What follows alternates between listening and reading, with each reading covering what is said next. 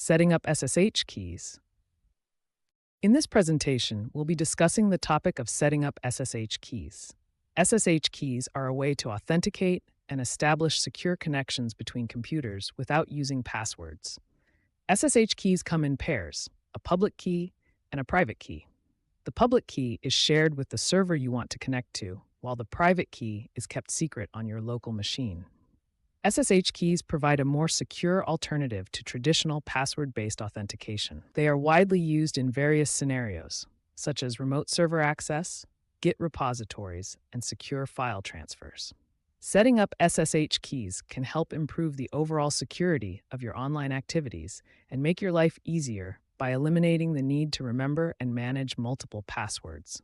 In this presentation, we'll cover the steps involved in generating and configuring SSH keys, as well as how to use them to connect to remote servers or services. By the end of this presentation, you'll have a good understanding of how SSH keys work and how to set them up on your own system. To get started with SSH keys, the first step is to generate a new SSH key pair on your local machine. You can do this by opening a terminal or command prompt and running the following command: SSH keygen-rsa b4096. This command will generate a new RSA-based SSH key pair with a key size of 4096 bits. The command will prompt you to enter a passphrase for the private key. This is optional, but recommended for added security. Once the key pair is generated, the public key will be saved as idrsa.pub, and the private key will be saved as idrsa. The public key is the one you'll share with the remote server or service you want to connect to, while the private key will remain on your local machine. It's important to keep the private key secure and never share it with anyone. The private key is the key to your identity, and if someone else gets hold of it, they could potentially gain unauthorized access to your accounts or systems. Now that you've generated the SSH key pair, the next step is to copy the public key and share it with the remote server or service you want to connect to. First, locate the public key file, which is typically named idrsa.pub. This file contains the public key that you'll need to share. Next, copy the contents of the public key file. You can do this by opening the file in a text editor and selecting the entire contents, or by using a command like cat idrsa.pub in the terminal to copy the output. Once you have the public key copied, you'll need to paste it in the appropriate location on the remote server or service you want to connect to. This could be in your account settings, such as on GitHub, or by appending the public key to the authorized keys file in the SSH directory of the user account you want to connect to on the remote server. Sharing the public key with the remote system is an important step, as it allows the system to recognize your identity and grant you access when you attempt to connect using your private key.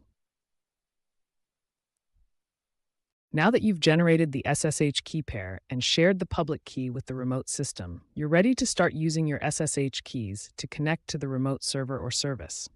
To connect, open a terminal or command prompt on your local machine and use the SSH command, specifying the user and host you want to connect to. For example, SSH user@host. If this is the first time connecting to the remote system, you may be prompted to verify the host's identity. Confirm the connection to proceed.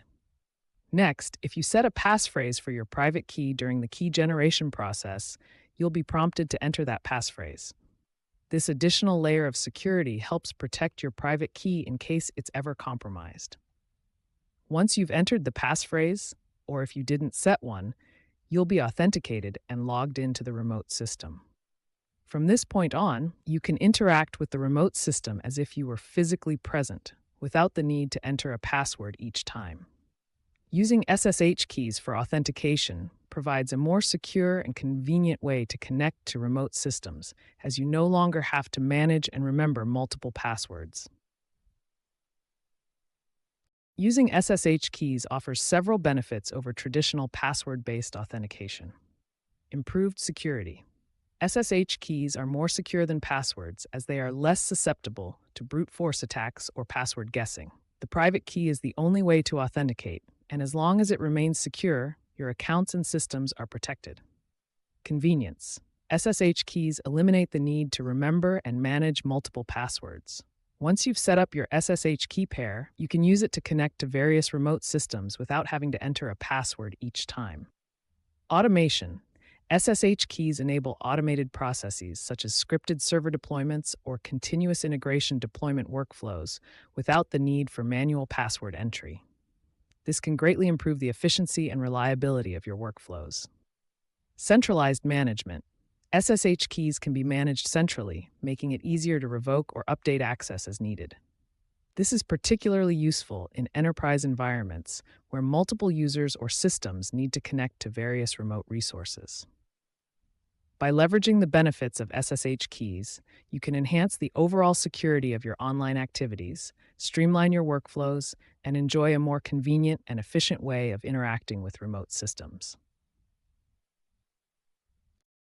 In summary, we've covered the key points about setting up SSH keys.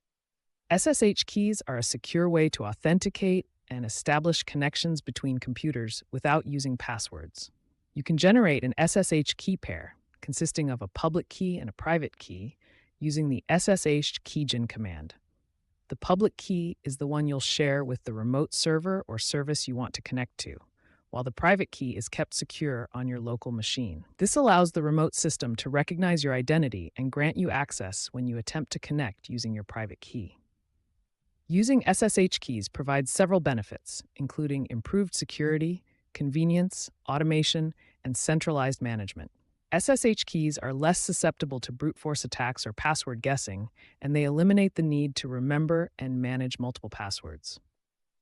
By setting up SSH keys, you can enhance the overall security of your online activities and enjoy a more efficient and streamlined way of interacting with remote systems.